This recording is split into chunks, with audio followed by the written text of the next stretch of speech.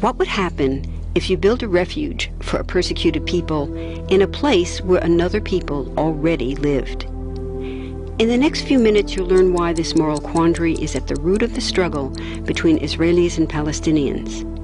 First, there are a couple of things it's helpful to understand. One, many Jews fled harsh persecution in anti-Semitic Europe, especially the Nazi Holocaust.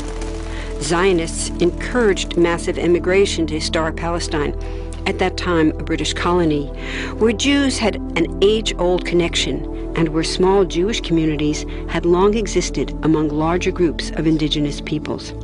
But when the UN offered the Jewish immigrants the majority of the land for a new state called Israel, for the indigenous Palestinians who lived there, it was a massive destruction of life. They rejected the UN's partition plan, and several Arab states invaded the new state of Israel.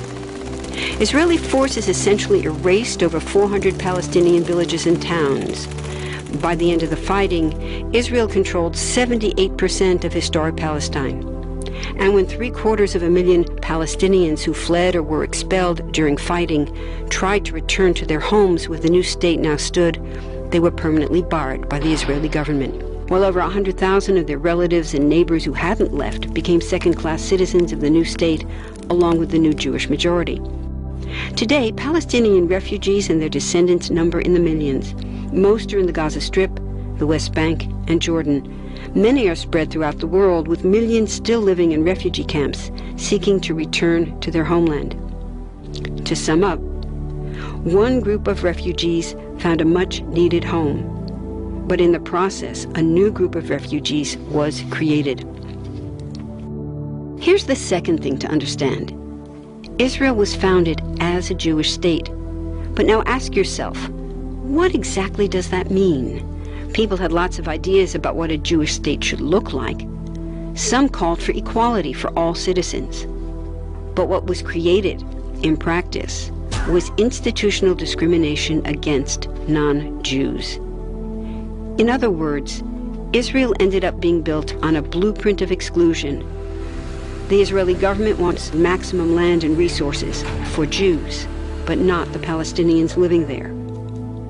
That's why, inside Israel, Jews get special privileges, including rights to land and housing, that are denied to the Palestinian citizens, who make up 20% of Israel's population.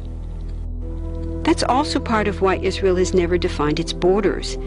In fact, they still hold on to land, the West Bank and Gaza, that they conquered in the war in 1967. Since then, Israel has built Jewish settlements throughout the occupied West Bank, building Jewish-only cities and supplying them with infrastructure like roads and army camps, schools, and even a college. Military occupations are meant to be temporary. But after 40-plus years, this one looks permanent and entirely unjust. In the West Bank, Israeli Jewish settlers and Palestinians live on the same land, but must live under two completely separate and unequal systems of Israeli law. The Jewish settlers dominate the natural resources, including water and agricultural land, and they're backed by the Israeli army.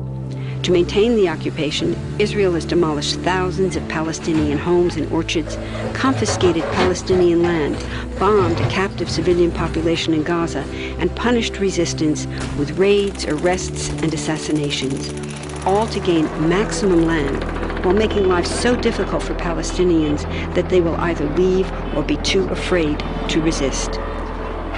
Palestinians have fought back. For decades, they tried to achieve national liberation through armed struggle. Some groups still do. But the majority now support popular protest instead. The deeply harmful pattern of control, repression, and violence profoundly harms Palestinians living under occupation and Israelis living as occupiers. This must be broken to reach a peaceful and secure future for both peoples. Now that you understand the problem, what about the solution? What about peace talks? So far, over 2 decades of U.S.-backed peace talks have actually made things worse by helping Israel continue the occupation. It's been years of talking while Israel massively expanded the Jewish settlements and literally redrew the map.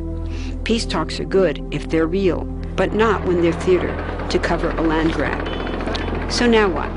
The current world superpower, the United States, has been a terrible friend, enabling Israel's destructive and self-destructive expansion onto Palestinian land by funding the Israeli military, the biggest recipient of U.S. foreign aid in the world.